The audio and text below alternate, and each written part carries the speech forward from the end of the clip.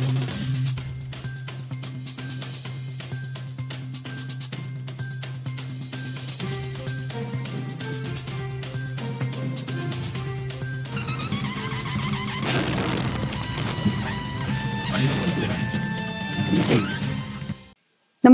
आपण पाहता Hirkani news. Hirkani news प्रत्येक क्षण ताज्या घडामोडी आणि महत्त्वाच्या प्रत्येक बातमीसाठी नेहमी तत्पर. सुट्ट्या पैशाच्या वादातून बस वाहकाला मारहाण. ईश्वरपूर येथील बस आगारात सुट्ट्या पैशाच्या वादातून बस वाहकाला तिघांनी बेदम मारहाण केली.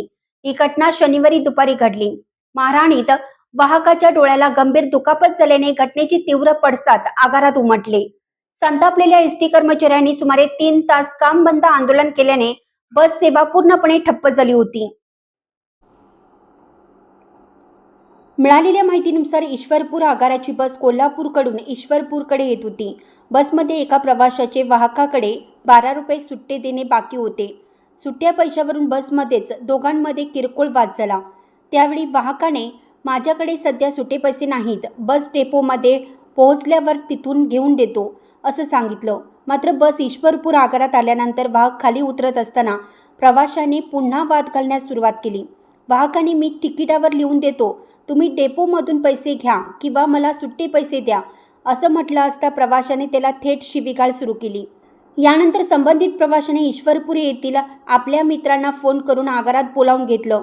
मित्र येताच वाहकाला गाठून वाद घालत थेट मारहाण सुरू केली. नंतर इतरांनी हुज्जत घालत शिवीगाळ केली. अचानक झालेल्या मारहाणीत वाहकाच्या डोक्याला गंभीर दुखापत झाली. आपल्या सहकाऱ्यांवर आगारातच हल्ला झाल्याची बातमी समजताच डेपोतील इतर चालक वाहकांसह कर्मचाऱ्यांनी तात्काळ काम बंद आंदोलन पुकारलं आणि आक्रमक पवित्रा घेतला.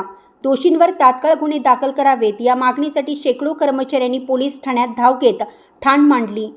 यामुळे आगारातील संपूर्ण बस सेवा सुमारे 3 तास ठप्प झाली होती आणि प्रवाशांचे मोठे हाल झाले.